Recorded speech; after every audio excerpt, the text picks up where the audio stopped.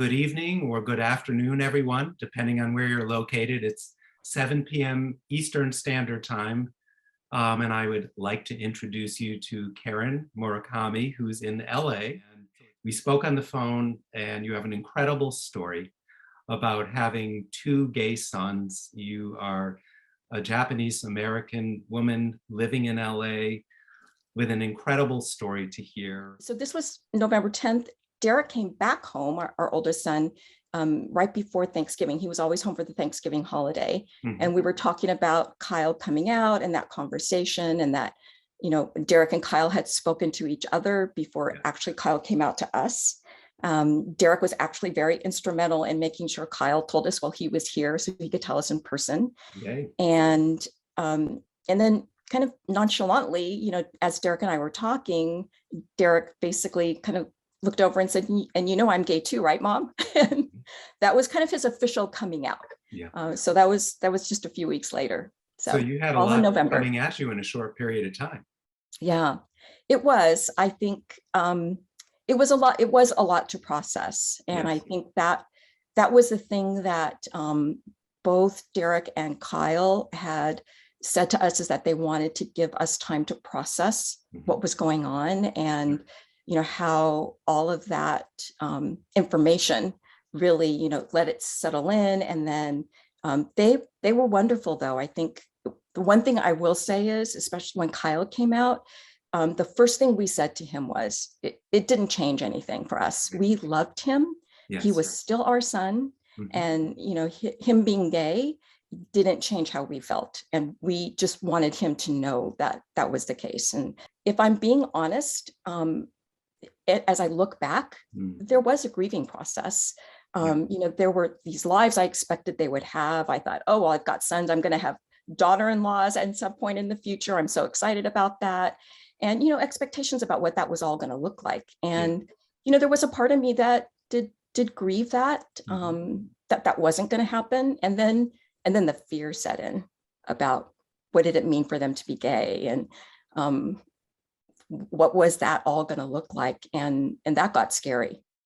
Everybody's journey is different. And I don't represent all Asian cultures, Right. because they're all so different. Right. So I think for me, if there is something I can share that helps to give hope or provide support, I feel like that's what I can do right now. And that's all you need to do, because you are a mother serving as a beacon of hope. I'm one of those people. I'm if you ask any of my friends, I'm the tiger mom. Don't say anything about my boys, because I will put you down. Yeah. So I think for me, I was a bit more at ease saying something, trying to do it in a respectful way, because I realize not everybody understands those nuances, and then in the process trying to help educate, look, when you say you love them, that means fully supporting them, and fully supporting my sons looks like this. The other piece of this too is, especially with all the Asian hate crime that's going on right now, there was a lot of fear with me, and what does that mean to our Asian community and to my sons specifically. Sure. I've been very fortunate. Neither one of them have experienced anything physically, Yes. And really nothing verbally either, directly, but probably more just seeing, the microaggressions of how people might look at them. They won't say anything, but the way they look at them, or that, that type of thing. And of course they can sense it and they can feel it. And I did ask them about this particular fact, and Kyle, who lives in New York City, spoke about, during the pandemic, of course, being homebound, because we were all homebound, but feeling an extra need to stick close to home based on what was happening in the Asian community in New York City, which is, of course, a scary thing. And I can only imagine how anxious you were reading the headlines and seeing what was going on at the time. Yeah, definitely. I think that was a lot of why we kept doing a lot of check-ins, Yeah. especially during COVID. Yeah. And when all these incidences were occurring. I think we've been very fortunate. We can check in, and they honestly let us know how things are going and if there are any challenges going on. So, but I'm grateful he's smart. He tries not to put himself into situations where something bad could happen.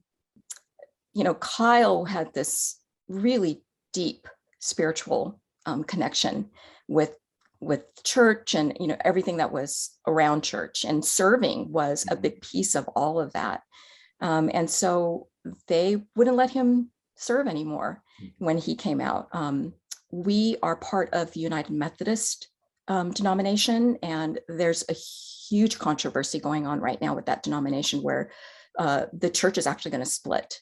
Yeah. And the conservative side will split from the liberal side. And it's been a very big topic. I interpret it, and this is my interpretation, is that some parents have chosen church over their children. Wow.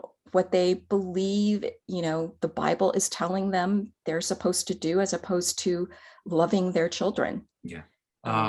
If other people have questions, now is the time to ask them. And I believe that there may be a couple other people joining us in this moment. So let's see if Tech 1 and Tech 2 can show their faces. Connecting slowly. They're coming, they're coming.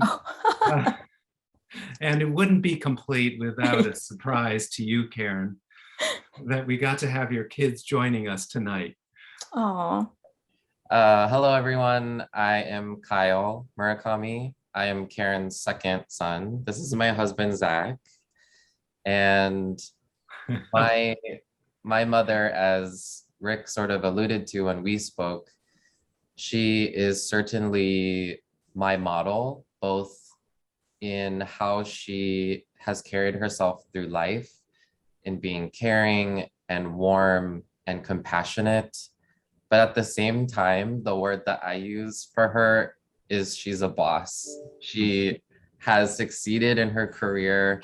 She's always driven. She's the model that I use to take initiative with everything that I think I've been able to accomplish. So, hello everyone. Derek Murakami, the eldest son.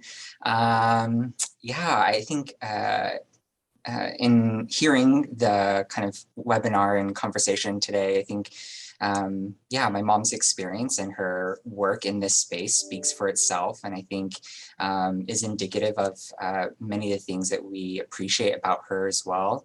I think the expectation for both my parents, especially my mom, to show up in spaces to speak about their story and their journey in supporting us, has never been something that we ever expected. Yeah, it's pretty emotional. I'm gonna have a hard time talking now. I just love them so much, and that includes Zach, my son-in-law. I've told Kyle a couple of times, be careful, because I'm starting to love him more than you. A less complicated arrangement. Yeah, but we have been, I think I'm just so blessed to have these wonderful men in my life. They allow us, they support us, and have allowed us to share not just our story, but their story, really.